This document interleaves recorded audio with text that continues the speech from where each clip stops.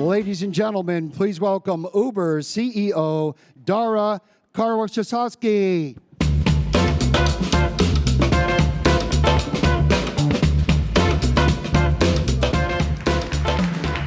It is great to be here. I'm so excited to be with you here today to share the vision of what we believe Uber can be and where we're headed as a company. Now, all of you who are here have been through the story. Uber was founded 10 years ago as a black car service, and we have come so far, so fast. The constant at Uber has been constant change, constant innovation, and we've gone from that black car service to going mass market with UberX. We have launched our services all around the globe and grown those services incredibly. We have built out our Uber Eats service internally to becoming the largest global delivery player all around the world. And we have gone from being a simple rideshare company to being truly a multimodal transportation platform, taking you any way you want from point A to point B in your city with jump bikes and scooters and transit and express pool and so much more. Now, some of these modes are practical, some of them are fun, and I would posit to you that helicopters are both. Our newest service that we've launched 2 months ago was in New York City, was Uber Copter, which brought together 3 different modes of transportation using our data and geospatial pricing abilities to take a car to pick you up wherever you are, have a helicopter take you, 8-minute flight to or from JFK, and then have a car be right there to pick you up and take you to your ultimate destination. We launched this as a test in New York City, and our customers, including myself, loved it. My kids thought that, Dad, you are officially cool. So I'm very excited here to tell you that we are now, as of October, expanding Uber Copter to anyone and everyone who has an Uber account in New York City. And I will tell you, it is the best way to getting to and from JFK. 8 minutes in the air, the views are spectacular, and it's available for anyone in New York City, so New York City can participate in the multimodal air revolution that we are undertaking with Uber Elevate as well. So we're very, very excited about that. So we've talked a bit about where we've come from, but where are we going as a company?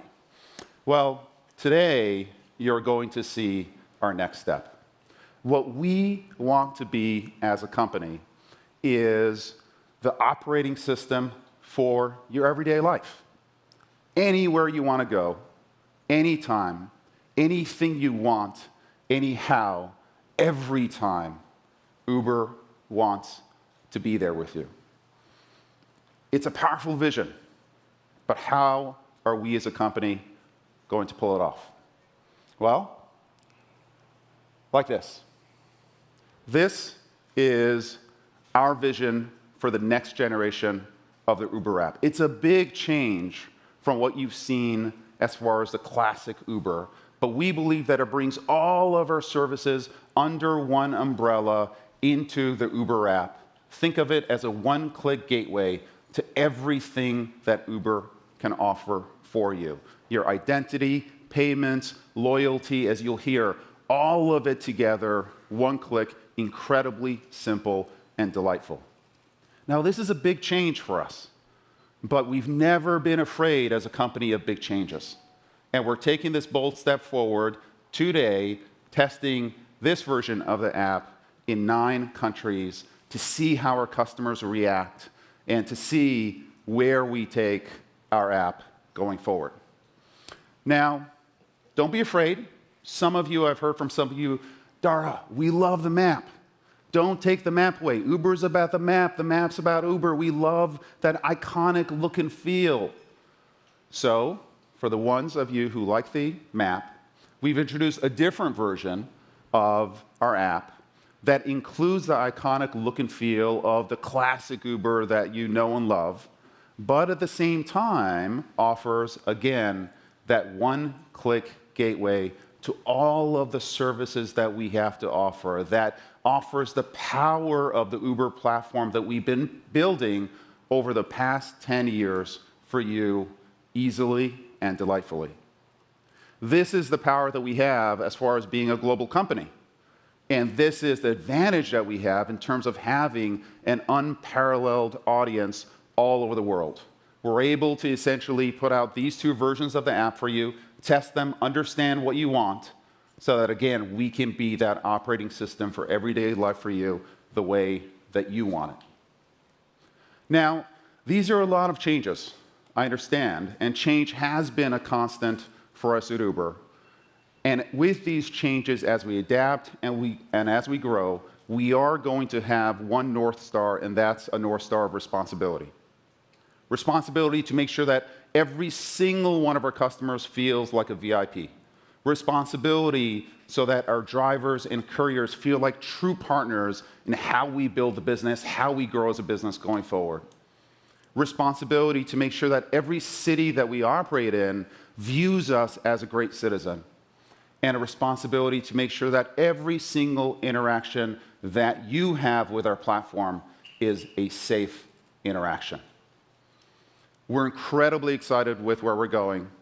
Fasten your seatbelts. The team has a lot to show you. And with that, I'm going to let them take the star turn, starting with Holly, to tell you about everything that we built. So please welcome Holly to the stage.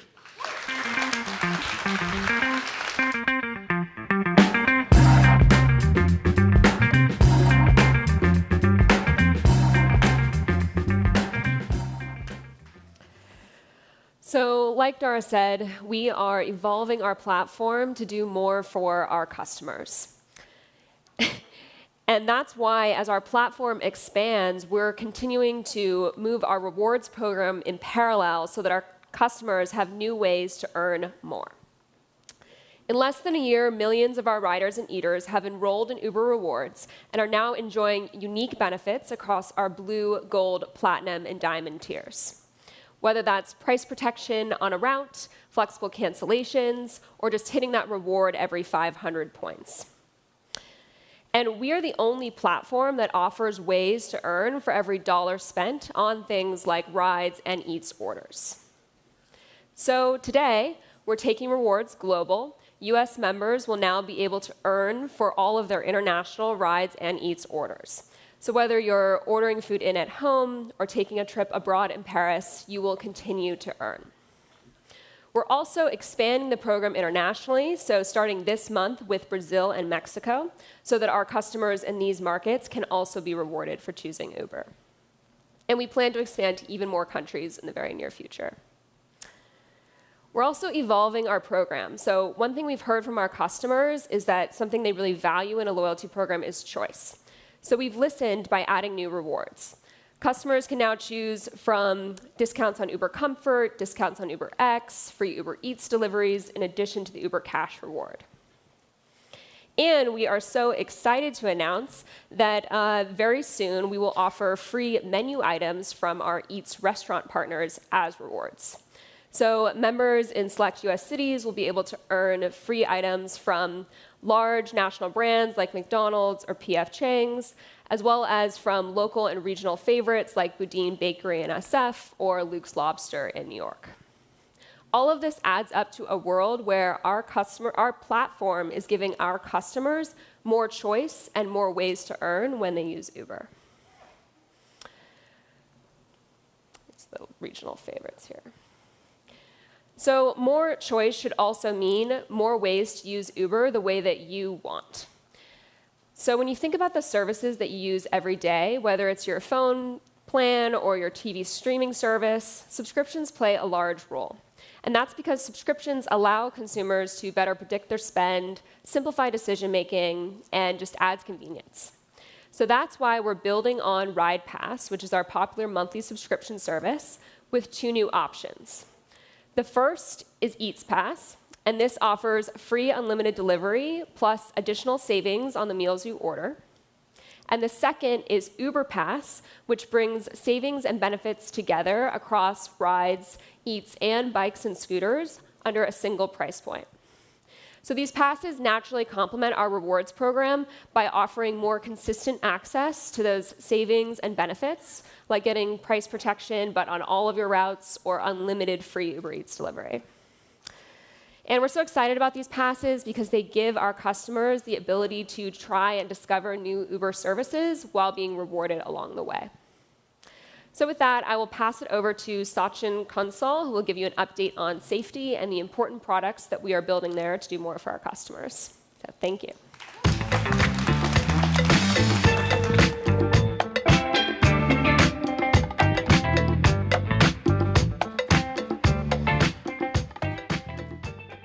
Thank you, Holly. Hi, everyone. My name is Sachin Kansal. I'm on the safety product team at Uber. Our team has a simple but a very critical mission, which is to set the standard for ride-sharing safety. And the only leverageable way to do that is through technology.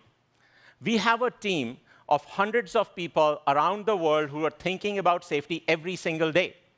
And we have launched several safety products over the last few years. Let's take a few examples. Just last week, we announced that Ride Check is now available on 100% of US trips. With Ride Check, we reach out to riders and drivers if we detect that they may be in a potential crash or an unexpected long stop. And we want to make sure that they have access to tools they may need, including being able to call 911 or being able to file an insurance claim. Let's talk about road safety. We are deeply committed to building products that will help create safer streets for everyone, whether you're in a car or on a bike. Earlier this year, we launched a pilot for bike lane alerts. So if you're in an Uber where your drop-off point is on a road which has a bike lane, we notify you.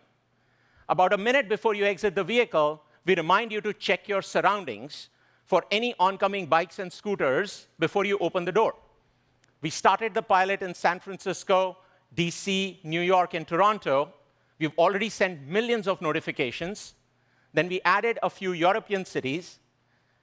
And now we are very excited to announce that starting today and over the next few weeks, we are expanding this product globally to more than 200 cities around the world. This is a huge step forward. And our message is very simple. No matter where you are, please look before you open the door. Now, the heart of all our safety features is the safety toolkit, which is that blue icon, the shield on the map, which is the one-stop shop for all safety features in your app, including the ability to call 911, which we pioneered last year, and we have made a lot of progress on. Now, the button to call 911 or the relevant local number in other countries has been available since last year worldwide for riders and drivers. But we didn't just stop there.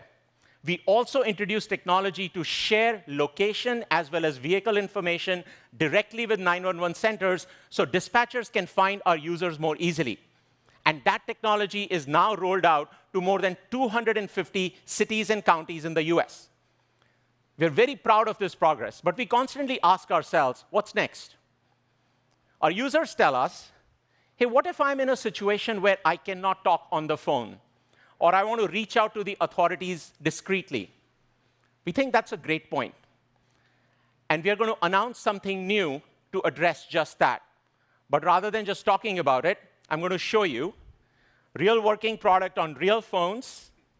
So I have my phone in my hand, and you can see it on the screen now. I'm in the Rider app. I'm already on an Uber trip, on my way to the destination. And let's say I need emergency help on this trip. And I don't want to get on the phone, or I'm a rider who's suffering from hearing loss. I can tap on the safety toolkit, the blue shield, and at the bottom, I have a way to get 911 assistance. I can tap on that and call 911. But now I can do more. Today, we are announcing the ability to text 911 from the Uber app. I tap on this. I can get the screen with all my trip information. I can call, and I can text 911. I tap on that.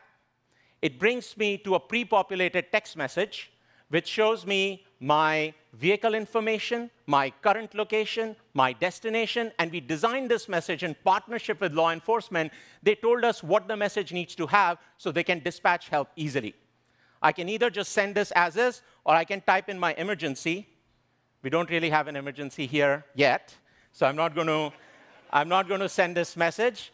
But we're going to take you to Los Angeles, where our team went in depth and tried the end-to-end experience to see how it works. Let's watch. This is Aarti, Uber product manager, not an actor. She is in an Uber in LA, and she is in the process of sending a message to 911. She goes through the same steps that you just saw on the phone. And now she types that this is a test message, and she sends it off. Now, what happens next? So we took our cameras to the LA 911 center, as you can see here, and one of the dispatchers on his screen was able to see Aarti's message within seconds. And he was able to respond to her from his console immediately and ask her what kind of help did she need. She asked him, can you see my location? Now, we do send the location in the initial message, but thanks to our partnership with RapidSOS, the dispatcher can see her exact location on the map and send it back to her, and it was exactly where she was. Then she asks him, can you see my direction of travel? And he can. He can actually track the vehicle live, which allows him to dispatch the police right to the vehicle while staying in touch with Aarti over text messaging completely discreetly. We know that when it's an emergency, every second counts. But the combination of being able to text to 911 through the Uber app and being able to send the exact location through the Uber app is an absolute game changer. And law enforcement professionals tell us that this can potentially save lives. We're going to launch this in Los Angeles next month, and we're going to expand to the rest of the country after that. And while text to 911 is not rolled out in 100% of the US yet, more and more jurisdictions are starting to turn it on. This is great for when you have an emergency. But what about you have a non-emergency situation and you want to reach out to us and file a safety report? We believe that the best way for us to keep Uber safe is to get feedback from the people who are using Uber, which is you, our riders, drivers, delivery partners, and so on. So we want to make it as easy as possible for you to give us that feedback. You can do that today. After your trip is over, you can go to the menu. And we can see the screenshot here. You can go to Help, and you can file a safety report. You can also call our 7x24 critical safety line. But we want to make it even more intuitive and quick. So we are adding it to the safety toolkit. And now you don't have to wait until the end of the trip. You can do it while you're still on the trip. And you can see the flow here. I can tap on the safety toolkit. I can select report safety issue. I can type in the details. I can hit submit. And our agents will reach out as soon as possible after the trip is over. Look, if it's a real emergency, please call or text 911. But otherwise, please let us know. These safety reports are very important for us, and they help us make the platform safer. Another very important aspect of safety on the Uber platform is screening.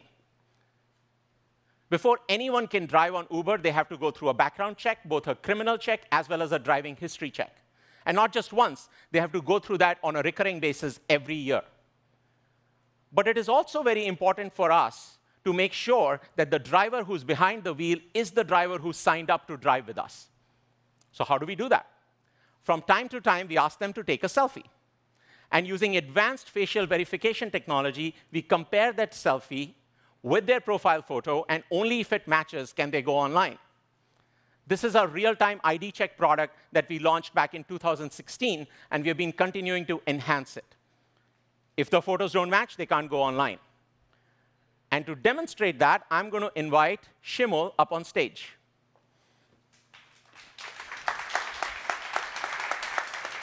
Hi, Shimul. Hi, Sachin. I believe you're signed up to be a driver as well. Yes, I am. Would you mind if I try going online on your account? Why not? Let's give it a shot. OK, so this is Shimul's phone. You can see it here. This is our driver app. And on the top left, I can tap, and you can see that this is Shimul's phone, her account, her photo. Let me try to go online. So I hit the Go button. It tells me I need to take a selfie. So let's try my selfie skills here.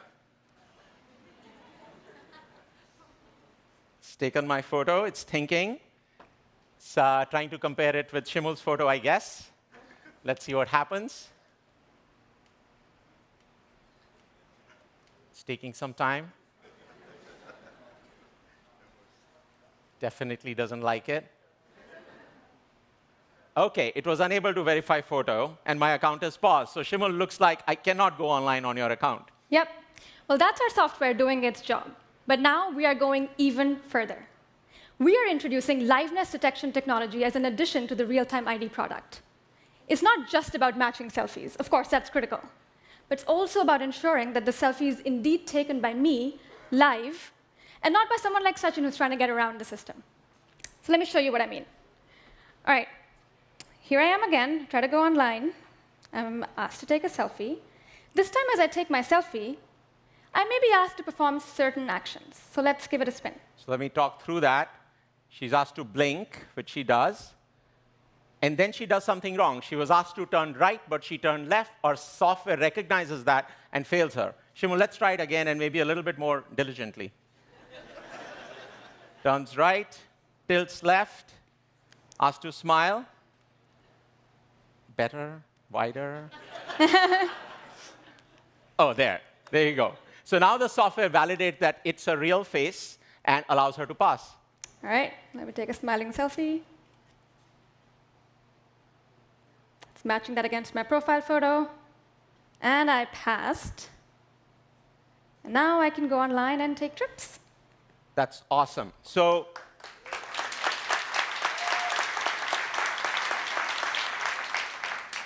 it has to be a real face. It has to be your face. No one else can go online on your account. We are going to be launching this liveness detection feature as part of our real-time ID check product over the next few months. Now, it's important to talk about our products, but it's also important to talk about the people behind the products. So Shimul is not just a driver who likes to take selfies.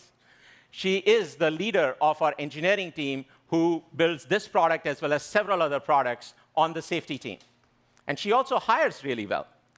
We have a very special internship program at Uber called the Uber Star program, as part of which we encourage historically underrepresented engineering talent to come join us and build the next generation of products with us. And I have a special shout out for Michelle Bao, who's right here.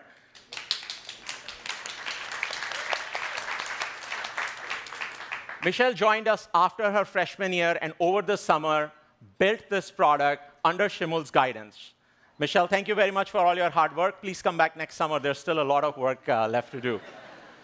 But thank you, Michelle. And Shimul, thank you so much for the demo and for everything you do.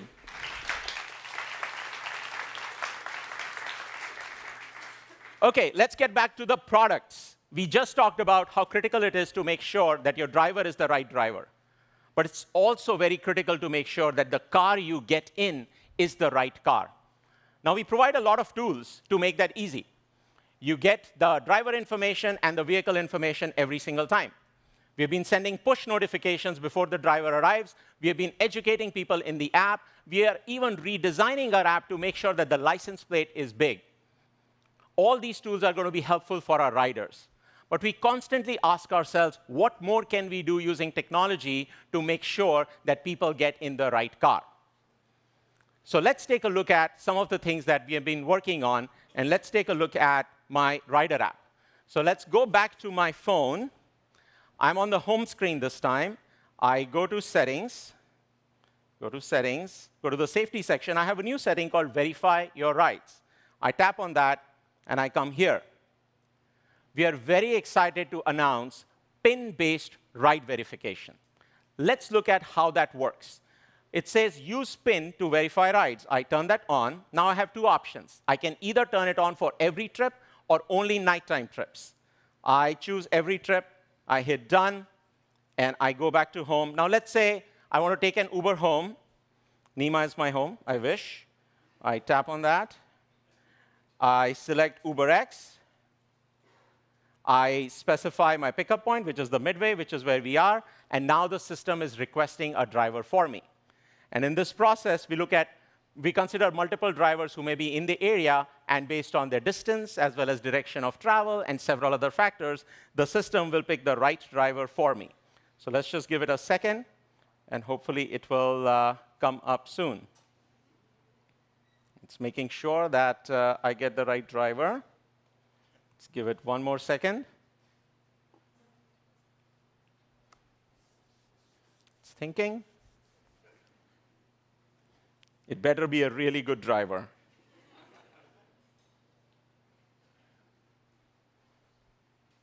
I think it's, let's try it again, maybe.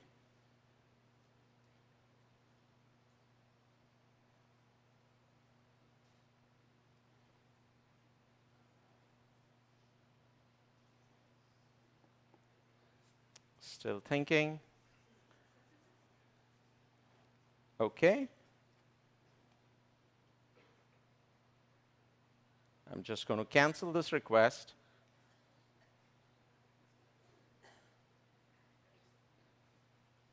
Let's try again. OK.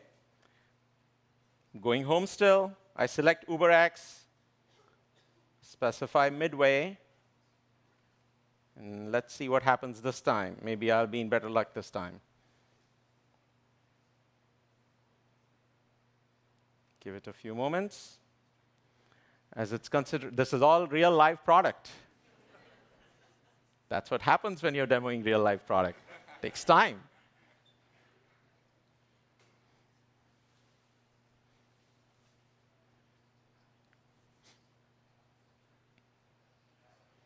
All right, finally. And I get a 5-star driver. It was looking for a 5-star driver for me, and that's what happened. Now, what you can see here is Rebecca is on her way to pick me up. But in addition to the usual information, I see a 4-digit PIN, 7222. I tap on that. I can get more information about the PIN, how do I use the PIN, and so on. And then I go back, and I see that the driver is approaching. So let's welcome my driver, Rebecca, up on stage. You're very carefully selected to be my driver after a long time. Took me a while to get here. I'm good. All right, so now we can see the driver's phone on the screen as well. On your right-hand side is the rider phone, that's me. And on your left-hand side is the driver's phone, that's Rebecca. And now that she's at the pickup point, I can see the PIN and the license plate in the center. And on my phone, at the bottom, you can see that I can start the UberX trip, but a PIN is required. So if I swipe to start, I can see that I'll need Sachin's PIN to proceed. OK, so let's do that.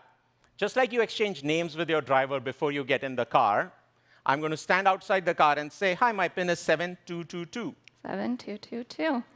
I enter it, and as simple as that, the trip is able to start. And on my side, I get a message saying, your ride is verified. And that gives me peace of mind, knowing that I'm getting into the right car because the driver went through the PIN verification process. We think this is a really powerful option to give to our users. But we also wanted to see if we could make this verification process even easier for riders and drivers. So we've been working on something new, and we want to give you a sneak peek of how that'll work today. So Sachin, let's try our trip again, and we'll see what happens this time. OK, so let's take a few steps back to the point where the driver was on the way to pick me up. So you can see that Rebecca is on her way to pick me up.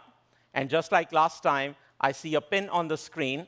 Should I give you the PIN now? Let's just hang here for a moment this time. OK, so let's hang here and see what happens.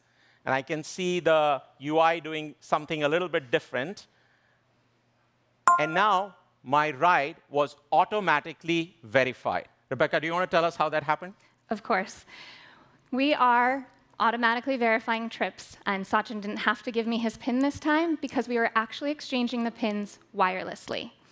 The way we're doing this is through ultrasound, which are sound waves that aren't audible to the human ear, in order to exchange the PIN between the rider and driver phone. This is technology we are currently working on, and we'll be testing it in market in the next few months. Great. Rebecca, thank you very much. It was worth the wait. You're definitely a 5-star driver. And well, in her day job, she is a senior product manager at Uber who works on this and several other products. Now, it's important for us to make every trip safer. But it's also important for us to make safety as seamless as possible using advanced technology such as ultrasound, as you just saw. OK, let's recap everything that we discussed today. We discussed being able to get help when you need it, how you need it, including text to 911 and on-trip reporting. We discussed being able to use technology to get the right driver behind the wheel using liveness detection.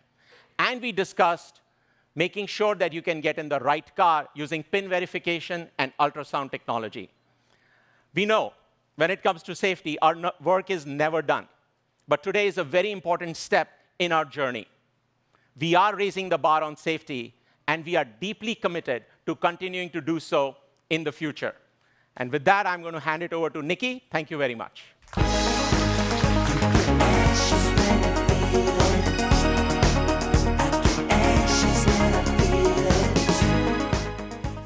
Hi, everybody. My name is Nikki, and I'm here representing a few exciting updates for Uber Eats. About 4 years ago, when we launched in Toronto, we have been serving a lot of people and recently celebrated our 1,000,000th order in over 36 countries and 500 cities around the world. Yes, it's exciting. In addition to that, we've also delivered over $2 billion in tips to our drivers and courier partners, which is also pretty exciting. And as always, 100% of those tips goes directly to them on top of their earnings. But we know that there's, yes, go ahead. We know that there's more that we can do, and our aim is to deliver a great experience for as many people as possible. So what I'm going to talk to you guys today about are some product updates that are enabling our progress on that front. How many of you folks here in the audience today have a food allergy or dietary restrictions? Probably many of you. Liz, I see you. Well, there is millions of people living around the world with food allergies or specific needs when it comes to their dietary restrictions. And as you might imagine, they probably think about having to make trade-offs and choices every day that align with those restrictions.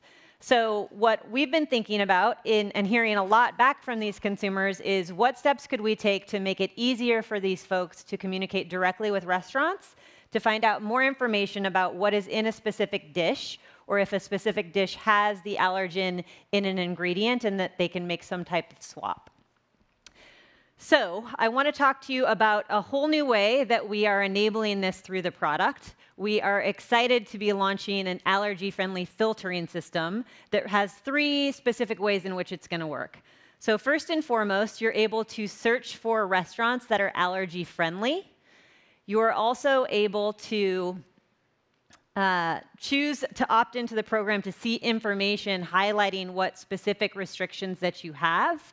And then lastly, if a restaurant is unable to accommodate a request, they can message you directly and offer you the opportunity to order a different dish that meets those same requirements. So all of this should allow for a lot more flexibility, again, with those folks who have specific allergies or food restrictions that they're living with on a daily basis. I'm also wanting to talk to you guys a little bit about selection. So from coffees to cakes to Mexican to Moroccan, we have been on a journey to continue to diversify the options and selection that we have on the platform. And today we are excited to announce an exclusive partnership with Sweetgreen. Consumers around the US will be able to order from all of their locations in the country and get salads and bowls packed with fresh ingredients delivered directly to their door via the platform. We are super proud to be working with a partner like Sweetgreen that is committed to not only committed to investing in local communities, but is also very socially responsible. We are really excited that that commitment has enabled them to become a powerful national brand and that they have opted into this exclusive partnership with us. And lastly, I want to talk to you guys about an exciting update with virtual restaurants. How many of you guys know what virtual restaurants are? Great, great. So just quickly, to give you guys a quick overview, it is a delivery-only concept that enables restaurants to spin up new concepts, but to leverage their existing kitchen. So in early 2017 in Chicago, just to give you guys an example, we saw a lot of spikes in searches for poke, but there wasn't poke restaurants on the platform. So we began reaching out to local sushi restaurants to see if they would be interested in launching sushi virtual restaurants out of those same kitchens. And what that enabled us to do was not only drive additional demand and revenue to those partners, but it offered additional choice to our consumers who were looking for poke and couldn't get it. So since then, we have launched 5,500 virtual restaurants around the globe. These range from small and medium businesses to large chains that use virtual restaurants to test new product types and to try to unlock new day parts for themselves as well. Today, we are excited to announce an exclusive new virtual restaurant partner. Rachael Ray, who is a celebrated cook, television personality, and best-selling author, will be opening her first ever restaurant on the platform. And this comes off the back of her announcement of her new book, which is called Rachael Ray 50, Memories and Meals from a Sweet and Savory Life. This Rachael Ray restaurant is going to be a virtual restaurant exclusive to Uber Eats. It will open in mid-October and will be available in 10 cities across the US. And what's most exciting about this restaurant is, based off this book, it's part memoir, part cookbook. So these recipes are the recipes most meaningful to Rachael Ray and will be enabling consumers to enjoy these meals delivered directly to their door. So with that, thank you for letting me share some updates on Eats, and I will invite Peter to come up and share more about payments.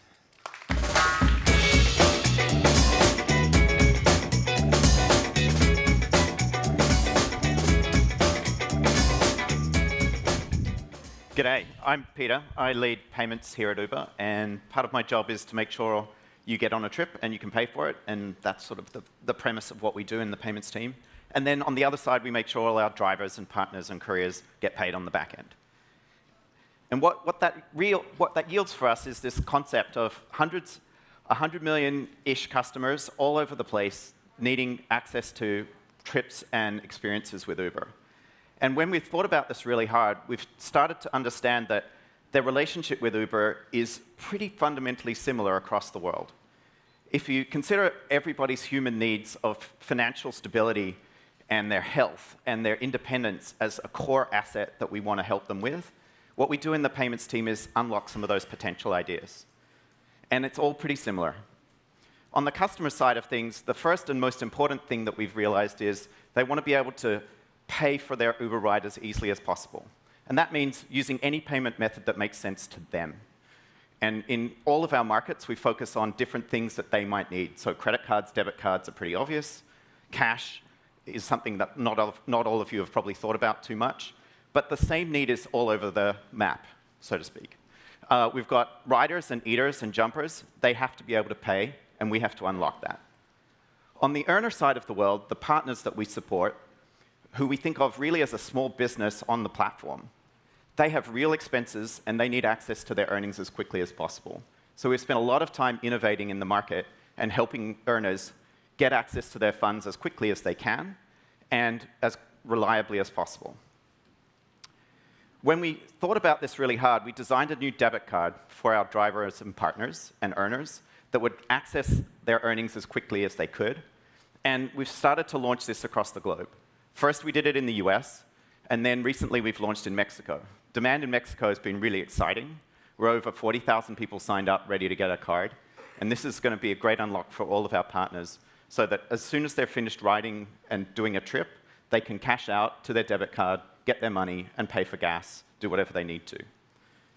If you think about it, as we really start to unlock the potential for our earners, the one thing that we hear all the time is this universal need of access to my earnings as soon as I can. And why is that interesting? Because we've got many of our markets which are supported by cash.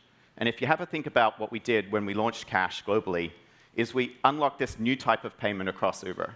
Everybody here probably thinks of Uber as the digital seamless payment checkout experience. You get in, you get out, you don't even really think about, you had your credit card on file. But there's huge markets, particularly in LATAM and MEA and so forth, that have many, many types of payments that have to happen in cash because that's how the economy works. And as a result, we've spent a lot of time thinking about how to optimize that experience. 50% of our users in cash-heavy markets are using cash every day. And they don't have an alternative. It's not like they can go and use their debit card or pay with PayPal or something like that. They literally have cash. If you're an earner on the platform, one of the things you like about getting a cash trip is it's money in your hand right then. The point of the debit card and the point of digitizing the transaction is you no longer have to worry about receiving cash from your customer, and you don't have to think about giving change or any of that stuff, because we handle that automatically. But if you could do it, and you could add funds to your Uber Cash account, which is the new wallet that we've built as part of Uber, wouldn't that be really interesting? So what we're launching today is the new API. We call it Uber Pay, and it allows partners of ours, developers, engineers, business marketplaces, and so forth, to push money into Uber Cash. What that means is, if you're in a cash market, and your normal way of paying for things is to walk into an OXXO like you might do in Mexico, or pay for something with a boleto like you might do in Brazil, you can do that now on Uber. So it's the same behavior that they're used to doing for paying for cell phone or whatever, and now they have this opportunity to just walk in there, generate a code, deposit the money or give the money to the cashier, and instantly it's added to their Uber Cash account. Much, much safer for everyone. The digitalization of the experience is really simple and straightforward. And what we get as a result is a much more elegant experience for the user, and it's faster. Where this extends for us and beyond OXXO in Mexico is all the new types of marketplaces we can open up. The Uber Pay API is not just about pushing money into Uber, it's also about converting reward points. So imagine if you've got miles with Aeromexico and you want to convert that to a trip on Uber, you can do that now. We're opening up the API with really amazing partners such as Green Dot.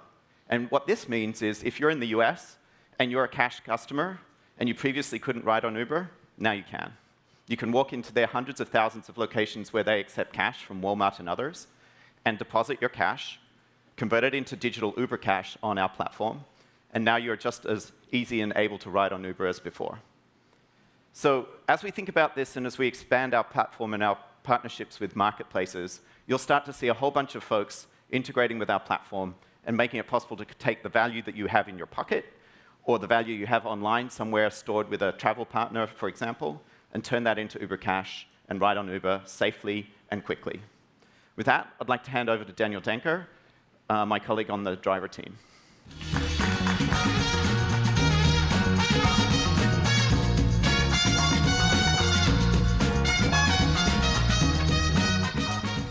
Good morning. Thank you for joining us. I'm Daniel Danker. I lead the driver product team at Uber. And I actually, myself, I'm a driver. Now, the 120 trips that I've done pale in comparison to the thousands of trips that many drivers have done on the platform, but driving really gives me an opportunity to experience what drivers and couriers on the platform experience themselves every single day. One of my favorite things about this job is that I get time to spend with drivers and couriers from around the world. More than 4 million drivers and couriers are earning on Uber. And their experiences shape everything we do. When I speak with drivers, though, I find that they actually have a fairly common set of pain points. And while it's up to them to choose whether and when to drive, it's really our responsibility to build an experience that works for drivers and enriches their lives. And we build the products that we create on the driver product team with these core principles in mind: transparency, flexibility, and progression. So I want to talk with you today about some of the things that we're building along these lines. Because we believe that building along these pillars can help us improve not only Uber's platform, but actually flexible work in general. And it takes us closer to an experience that's defined by humanity, by dignity, and by respect. So first, let's talk about transparency. Drivers, especially those that are just getting started, they tell us they want clarity around the kind of earnings that they expect based on their lives, based on where they expect to drive and when they expect to drive. And we haven't always done the best job of helping drivers, especially these up-and-coming drivers, know what they can expect to earn based on how they're going to use the platform. But with over 15 million trips happening every single day, we actually now have the technology to help us predict and anticipate exactly that. So, In a number of markets coming up this year, we're going to launch what we call the earnings estimator. And it's a tool that'll help new and existing drivers predict their earning potential on Uber. Here's how it works. So if you're a driver in Denver, first you get to choose roughly the number of hours you expect to be driving, but also a couple of things that are really important and really inform how much you're likely to earn. One of those is whether or not you're going to be driving in a busy area, and another is whether you'll be driving at busy times. And by configuring this, you can get an estimate of what is likely that you would earn based on what other drivers with similar characteristics earn on the platform. When drivers start their day, they also tend to kind of wonder the same thing, which is, what should I know today that will help me make the most of my time on the road? And so recently, we rolled out top opportunities, and it's something that we're going to be expanding throughout the rest of the year. And here's how that works. So when you open the driver app, in addition to telling you about promotions that are active that day or peak times that are the times that are going to be busiest on the road that day, we also tell you things like events that you might not have known about, where there's going to likely be a lot of trip requests coming at the same time. So you can kind of anticipate your driving for the day, and if it's helpful to you, you can orient yourself around those moments that are going to be busy. We're also introducing a demand heat map. So this is something that highlights right on the map for drivers where we're seeing increases in activity.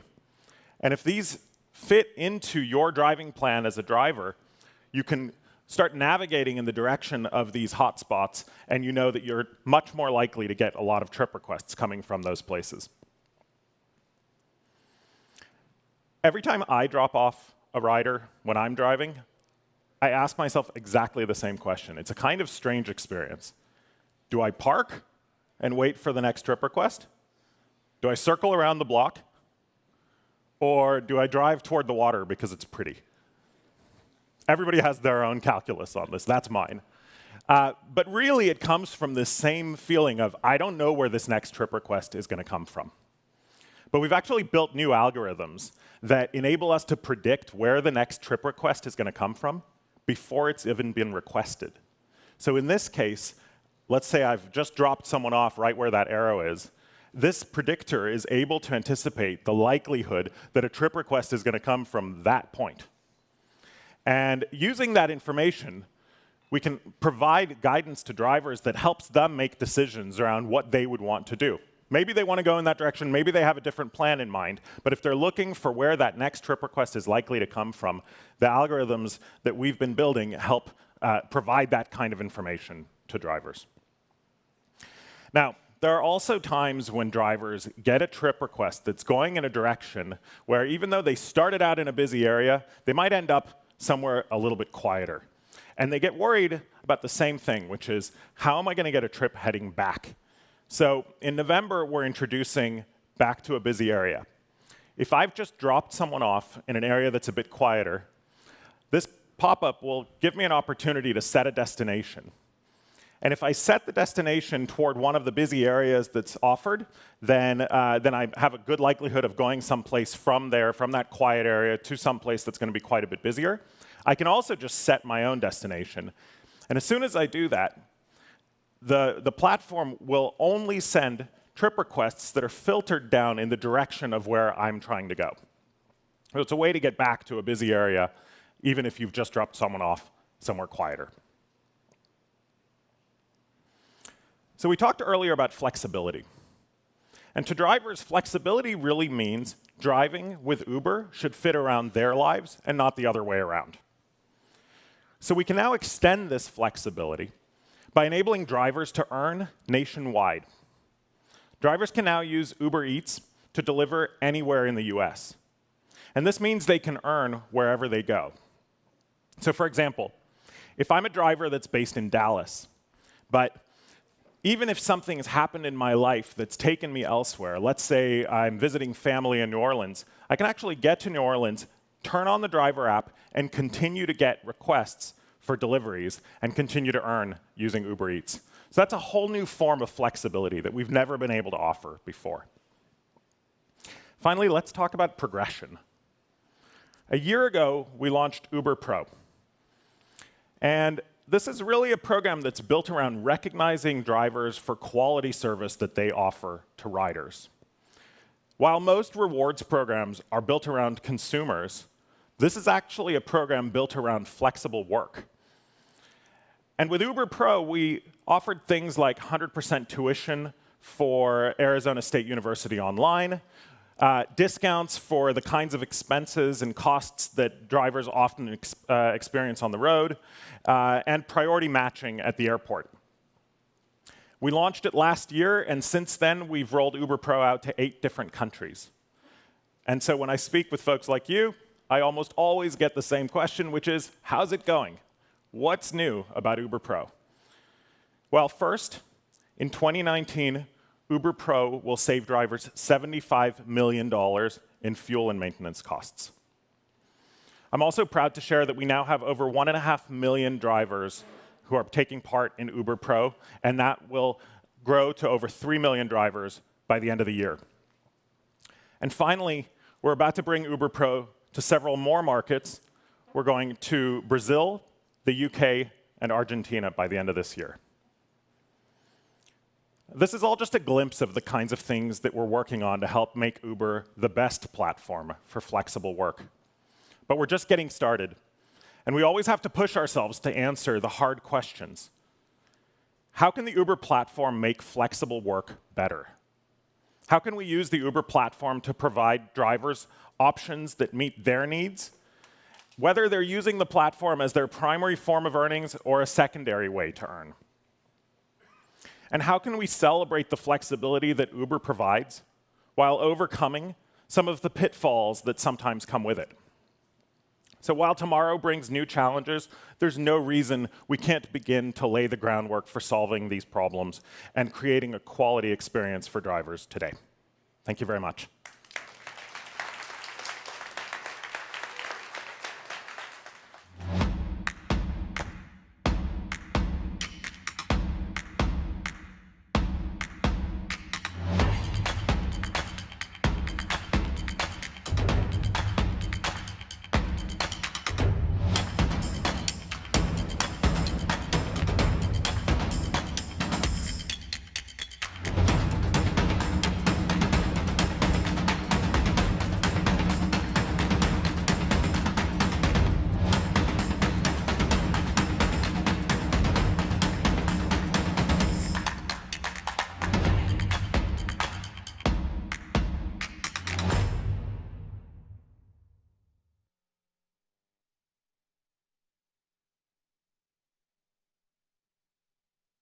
Ladies and gentlemen, please welcome David Reich.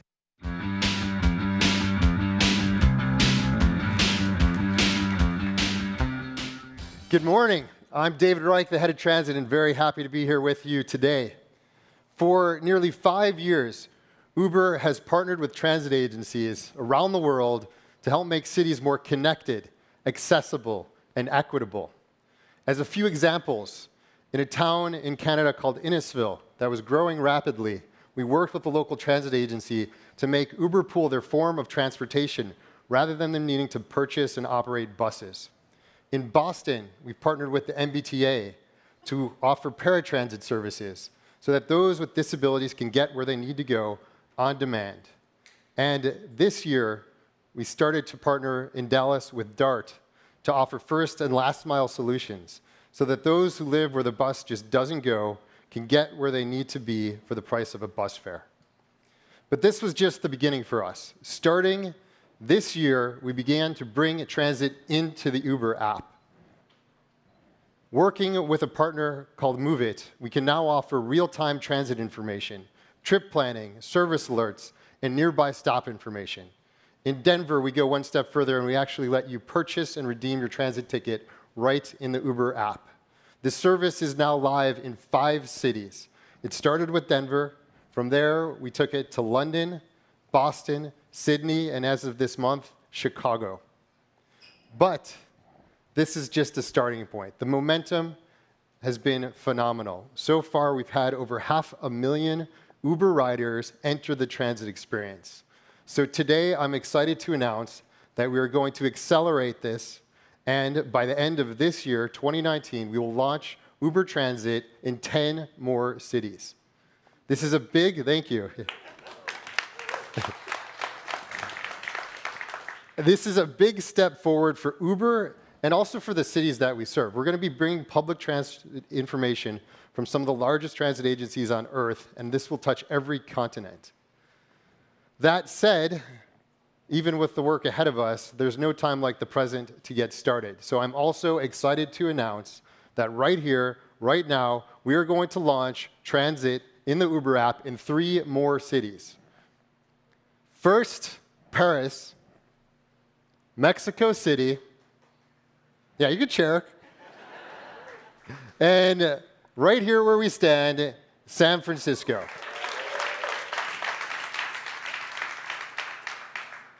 All right, I just got a signal from the back there. It's a little hard to see, but this is real. This is live. So I'm going to show you what it looks like.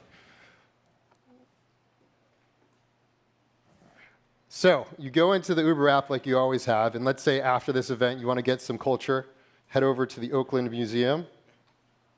Nice way to end the day. Alongside your other Uber options, you see transit. You see how much it will cost to get to your destination, and you see how long it will take you to get there. When you click in, you get your 3 best routes to get there. You get walking information, transfer information. You click in, and you actually see right on the map, how do I walk to get to this transit stop? You swipe up, you could see that if I miss this next one in 10 minutes, they're coming every 10 minutes. If there were delays, you'd also see that information right here. You can see your transfer, you can see which direction to head. You could also see all the stops between you and your final destination. So you could really have that confidence you need to take public transportation.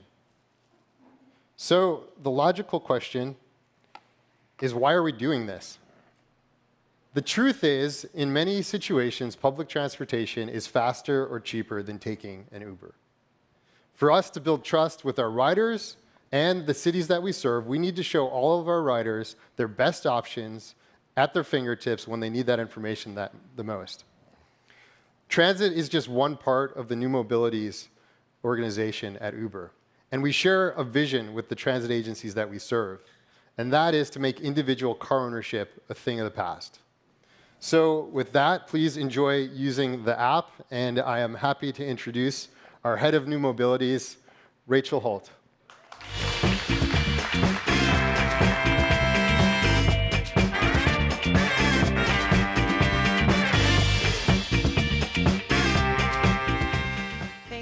Thanks so much, David. We started New Mobility at Uber because our company's mission had evolved. We recognize that cars aren't always the best way to get around our city. And there are a lot of times and places where an e-bike, a scooter, or the subway can be a lot more efficient. And there are a lot of people who want to choose a greener option. So we founded the New Mobility team to help realize this mission, from making public transport easier for our riders, as you just saw, to enabling a better bike or scooter experience in cities around the world. When we set out on this journey, we realized that one thing was key for our users. They needed a bike and scooter that's charged and ready to go wherever they were. This meant that we needed to redefine everything about the user experience, from how they discovered that they were close to a bike, to the biking experience, to how to keep the bikes charged and eventually scooters fully charged. Electrification and our superior hardware is core to what sets Uber's new mobility options apart. I remember the first time I took a jump bike. It kind of felt like being on a moving walkway at the airport. It's just the same as walking, but it was so much easier, and you kind of felt like a superhero doing it. And people are responding. We launched jump bikes in Paris in April of this year, and in just 5 months, we've done over 1 million trips in Paris alone. And we got some exciting news yesterday, right here in San Francisco, when Jump was selected to provide scooters in our home market. So to make sure that we can continue providing millions of rides, we designed the newest hardware and supporting infrastructure to be far easier than ever to charge. As I hope some of you guys saw in the exhibit, we've built our next generation of bikes to come with very easy swappable batteries, and we're making our next generation of scooters with the exact same feature. We've developed a first-of-its-kind electric kiosk to allow anyone the ability to swap out a low-charge battery for a fresh one in the field, putting power in the rider's hands, literally. This means that with this charging system, anyone can help make sure that the batteries are fully charged. If a rider is going on a long trip, if a courier has a couple of minutes of downtime while they're waiting for an order, or if a driver is waiting for their next trip, they can literally swap out batteries and make sure that the system is fully ready to go. These will be available next year in cities around the world. Where Uber stands out, though, in the mobility space is the fact that there are tens of millions of people going to our app each and every day in order to think about how to get around their city. So we needed to make sure that users understood all of the options they had on their platform, whether that's e-bikes, scooters, transit, or rides, in one single place. So a few months ago, we began testing what would happen if every time you opened the Uber app and you saw the home screen, it showed you the nearby bikes and scooters. By doing this, would it encourage users that had never tried a bike or scooter to actually try one for the first time? We did this in 4 cities and saw a meaningful increase in the number of people taking bikes and scooters for the first time. And so next month, you're going to see this rolled out in all of our e-mobility cities around the world. And you'll also see Lime in a number of cities where that option is offered. But we aren't just stopping there. New mobility has become a hub for innovation, helping our continued evolution towards becoming a platform for movement for cities around the world. In just a few minutes, you're going to hear from Karishma, who's going to talk about our incubator that we created inside of Uber. But achieving this vision is more than just a product area for us inside the company. It's part of a larger, much-needed change in how cities think about the way people move. So we're partnering deeply with cities to provide greener, more efficient transportation, like building more bike lanes to make it easier and safer for people to bike or scooter around their cities, and helping to prioritize initiatives like using city parking spots for mobility hubs that can store and power hundreds of bikes and scooters for people around a city rather than just one single car. As cities partner with us on this innovative journey, we believe the results can be incredible. And we won't have to call it new mobility anymore. It'll just be mobility. Thank you. And with that, I'll introduce Emilie.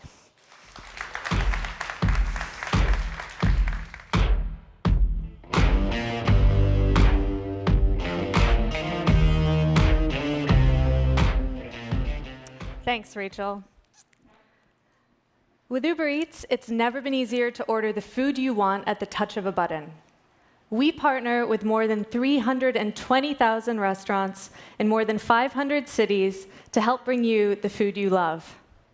As you heard from Nikki earlier today, we hit our 1,000,000th order. While that's incredibly exciting for us, we know that with this continued growth comes responsibility. We want to partner with cities to help solve some of the most pressing issues we're facing today as a society. And I'm excited to share how we're starting to do this, both through our technology and by working with experts. We all have a role to play in reducing the use of plastic.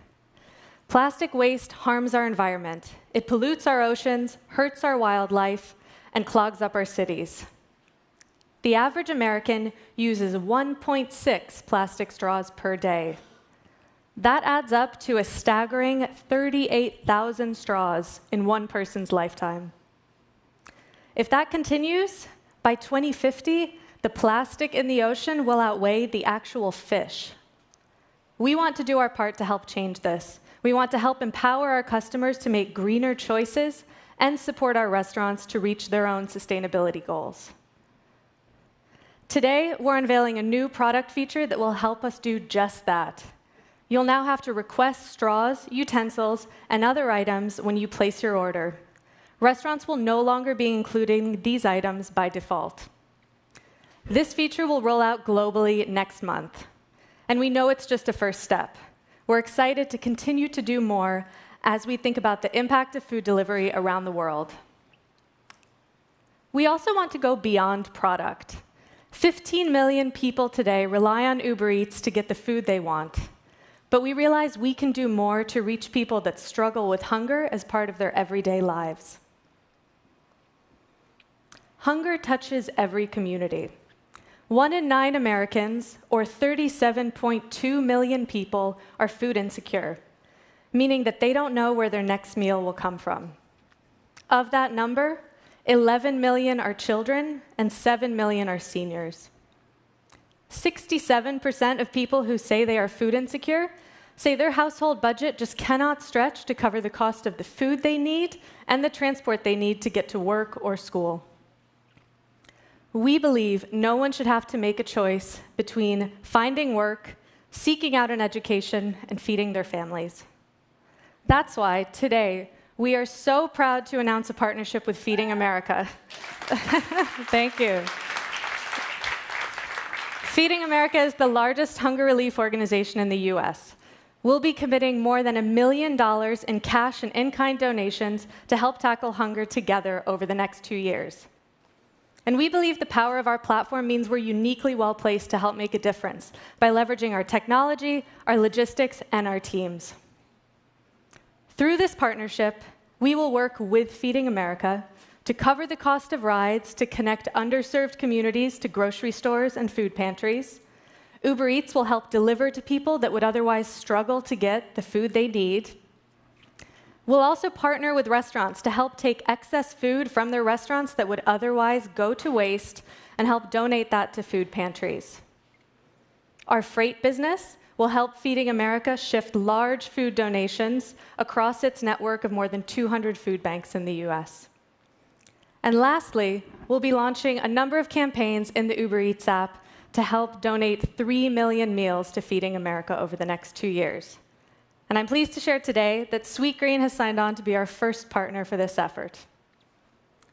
We are so proud to stand with organizations like Feeding America that are helping make a real impact in people's lives in the communities we serve. Thank you, and over to Adam.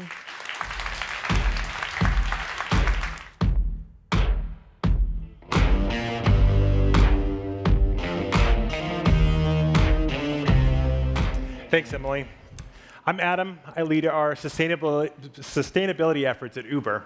And as the environmentalist in the room, I have to start on a sobering note in honor of Climate Week. Over the next 3 decades, cities face a seemingly impossible task. Make room for mobility demand to more than double, and at the same time cut transportation emissions by more than half from today's levels. That's never been done before. CO2 emissions from transportation already account for 1/4 of the global total and have been growing faster than any other end-use sector. While privately owned, fossil-fueled vehicles have brought incredible prosperity, the sector's over-reliance on them has been plaguing cities with environmental consequences for more than a century. Companies like ours have a serious responsibility to step up on climate. For Uber, it starts with getting our own house in order. As a first step to address emissions from corporate operations, we pledge to power all US offices with 100% renewable energy by 2025. We're very proud to add this first corporate sustainability commitment to a portfolio of global citizenship efforts. However, with the power of a mobility platform across 65 countries, at Uber, we believe we can make greater impact through our product. People and things move on Uber more than 15 million times per day. As we grow, we have a tremendous responsibility to help those trips use public resources more responsibly and efficiently, especially our roads and air. So we will do this first by investing in innovations that reduce the impact of rides, and second, by measuring and reporting on our progress. On reduction, We will continue to invest in innovations that reduce the impact of rides. You heard earlier from David about us expanding our transit efforts, and from Rachel about deepening our investments in micromobility through Jump. Combined, these will help cities increase car-free travel. We're also expanding our electric vehicle efforts by partnering, announced today, with EVgo and PowerDot, adding to a growing portfolio of EV partnerships and programs across dozens of cities around the world. The barriers to shared electric mobility are many and challenging, but we're excited to be working with these urban fast-charging experts to help find new solutions. So increasing all-electric trips and car-free trips are clear opportunities for us to reduce, but we want to go further. We want to look at all of the ways that we're serving mobility demand. And as they say, you can't manage what you don't measure. So in the next few months, we will release a first-of-its-kind report on the environmental impact of rides on Uber's platform. Our path towards more sustainable mobility will be grounded in measurement and reporting. And we want to give our users and cities more visibility too. In fact, we invite government, transportation, and environmental experts to provide feedback on the methods for 2 metrics we're releasing today to help our coming report. Those are travel efficiency and carbon intensity. We consulted with experts, Fair and Peers, and the World Resources Institute to develop these measures. The first, travel efficiency, looks at how well we help people move while minimizing car use. The second evaluates the emissions required to move 1 mile by every person on the platform. Not only will these metrics help us figure out where we are today and where we can go tomorrow, we and our partners believe they'll be useful to other companies participating in the sector and to the public sector as well. The environmental challenges facing transportation are complex. They're more than a century old, and they involve lots of public and private partners. So we're underpinning these first steps of our sustainable mobility strategy with collaboration. We're joining WRI's corporate consultative group to help advance our business with sustainable growth in mind. And, as was announced earlier by the World Economic Forum this week, we're a co-founding member of the Global New Mobility Coalition. Research shows that a massive uptake of shared, electric, and automated technology by 2050 at huge scale can cut transportation emissions by more than 80% and shrink the vehicle population by as much as 90%. Those are technologies that we are investing in, and that is a destination that we want to help the sector go toward. We recognize we're new at tackling these very long-standing challenges, but we are committed to sustainability through intentional corporate practice, reducing the impact of rides through innovation, measuring progress, sharing our results, and collaborating with experts. We look forward to working with you to getting there. Thank you very much, and I'm pleased to introduce Karishma next.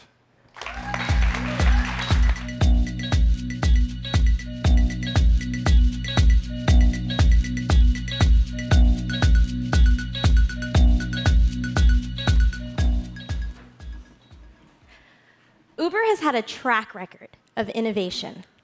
Our pursuits have been led by internal entrepreneurs with a strong ability to hustle and a penchant to experiment with new ideas.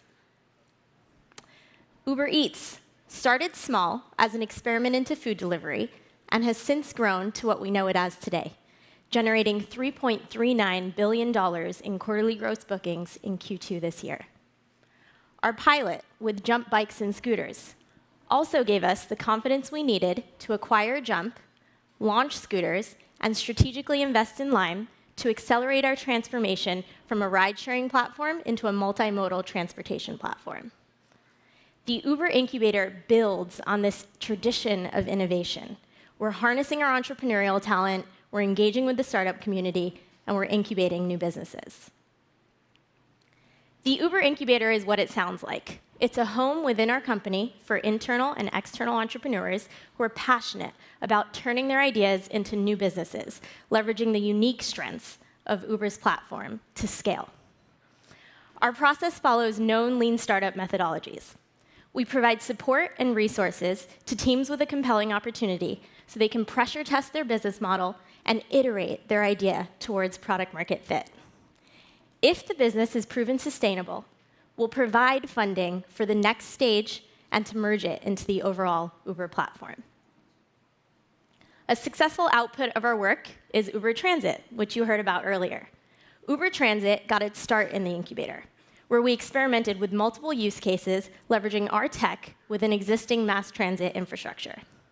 We quickly recognized the tremendous opportunity to extend the reach of mass transit using our unique network of bikes, scooters, ride-sharing, and journey planning, all in one convenient app. Within a few months of entering the incubator, Uber Transit launched its first product in its first city, Denver. Another exciting incubator project currently underway is Nemo Robotics. The Nemo Robotics team is creating innovative technical solutions to help make light electric vehicle products, like bikes and scooters, fit the unique needs of cities. This includes sensing and robotics for light electric vehicles on Uber's platform. The robotics team is here today, so grab them after the event so they can tell you more about what they're up to. And stay tuned, because we'll be telling you about more projects as they emerge from the incubator soon. Uber's platform has been a springboard for innovation.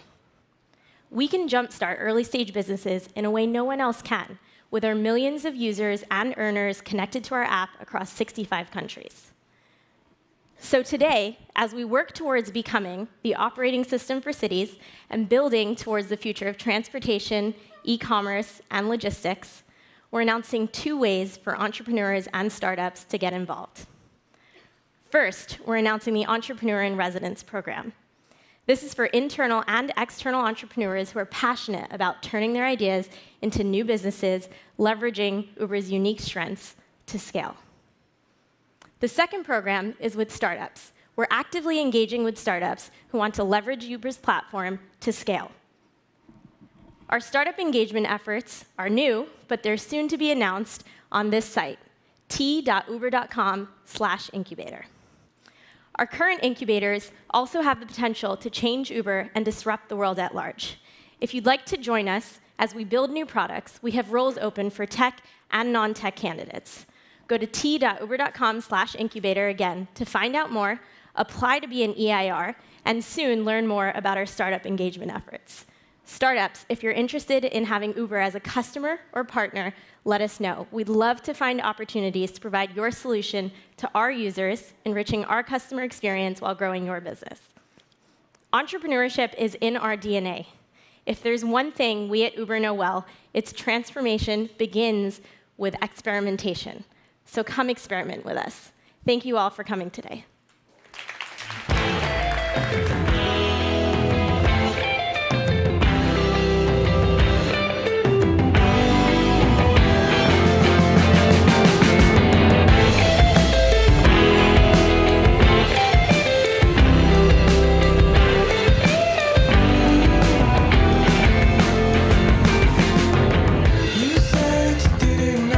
Ladies and gentlemen, breakouts will start at 1 o'clock. Thank you very much.